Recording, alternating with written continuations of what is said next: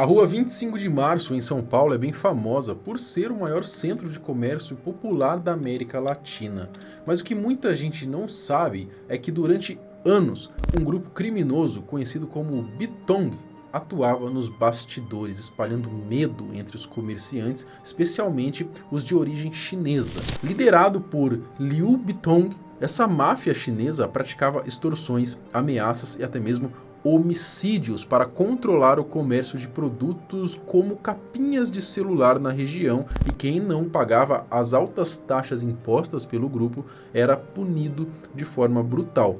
Nesse vídeo a gente vai contar um pouquinho como que essa organização operava, as histórias das vítimas que tentaram enfrentar esse sistema e como as investigações levaram à aparente queda desse império de terror. Prepare-se para descobrir esse lado sombrio de um dos lugares mais movimentados do Brasil. Eu sou Marcelo Milos, fica comigo que depois a vinheta eu te conto.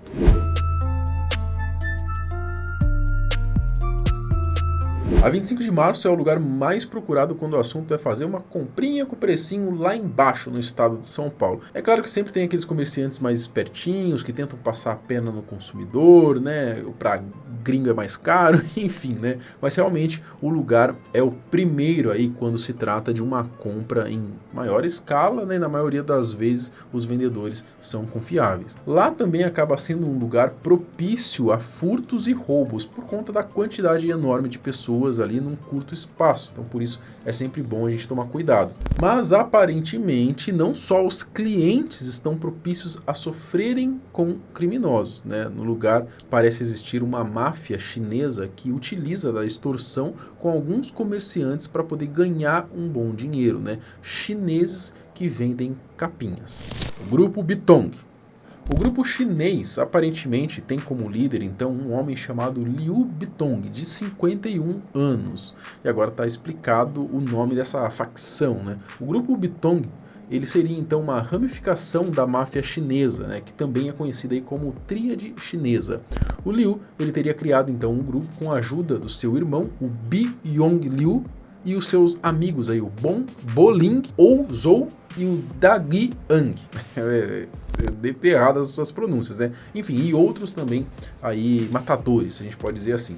Cada um do grupo teria o seu papel e a ideia era de conseguir dinheiro através dos chineses que trabalham vendendo os importados no Brasil.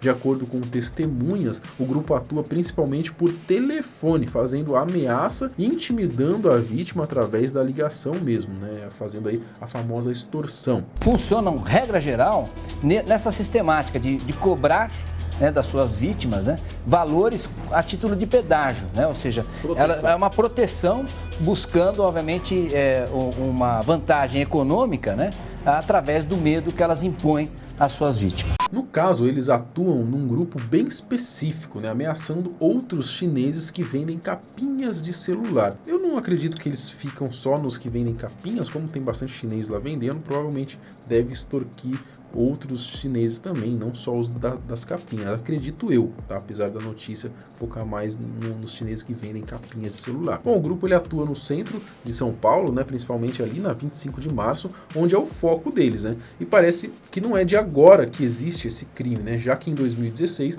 uma testemunha já havia falado sobre esse caso à polícia.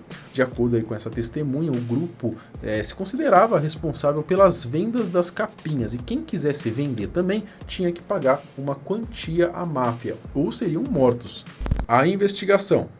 Bom, como eu disse, o crime não surgiu de agora. Na verdade, as investigações começaram depois de um homem chamado de Zhenhui Lin. Ele foi assassinado numa madrugada em janeiro de 2015, na Praça da Sé. E o Liu Bitong, que era então o principal acusado de ser o mandante. Isso porque na hora do crime, o Liu ele estaria num carro estacionado, observando os seus comparsas ali matarem esse comerciante, cometeriam o crime. Algumas testemunhas ainda falaram que a vítima estava no Brasil há mais ou menos 13 anos quando foi morto. Esse foi o caso do chinês Zhenhui Lin, de 42 anos. Há 9 anos, ele foi morto na região da Praça da Sé, centro histórico de São Paulo.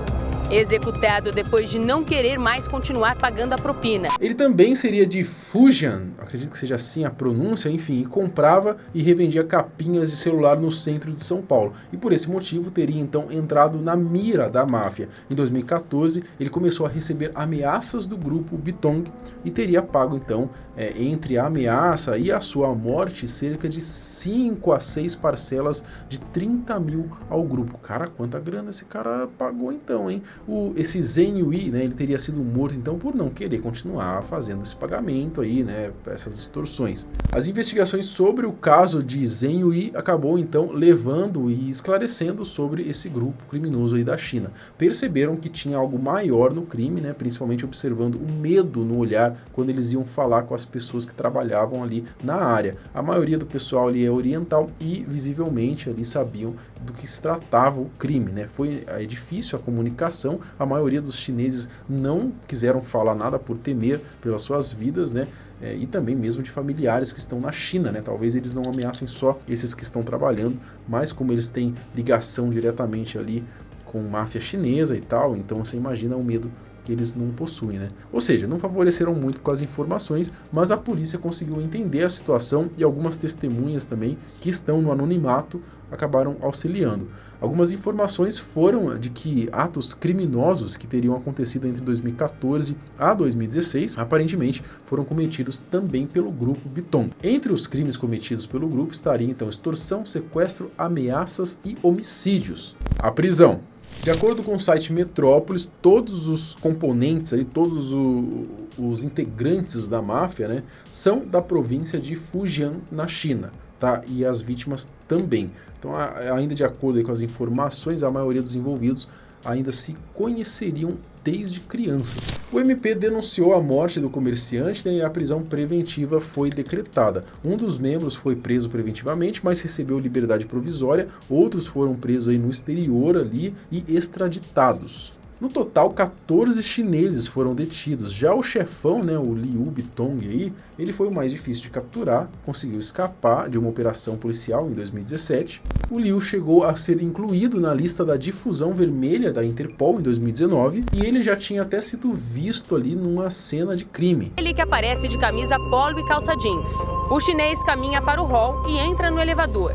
Depois, segue de escada até o 18º andar, onde estava a vítima. 12 minutos depois, ele deixa o local, carregando uma sacola. 5 minutos depois, 3 homens chegam ao mesmo local. Lá dentro, um líder comunitário foi assassinado. Mas, por fim, anos depois, né, o chefe finalmente foi preso pela Polícia Federal no dia 16 de dezembro desse ano, né, em Pacaraima, que fica ali na fronteira com a Venezuela. É o que parece, o Liu estaria morando então no país há pelo menos 3 anos. Bitong estava sendo procurado por homicídio, roubo qualificado, extorsão mediante sequestro e organização criminosa. O chinês está atualmente na penitenciária agrícola de Monte Cristo, em Boa Vista, aí na capital de Roraima. Apesar da prisão provavelmente afetar o grupo mafioso, os crimes não devem parar por aí. E o promotor do caso disse que para dar fim nesse tipo de crime, né, a polícia deve ir atrás então da fonte financeira da organização. As investigações atuais estão analisando se também rola uma participação de brasileiros ajudando o grupo.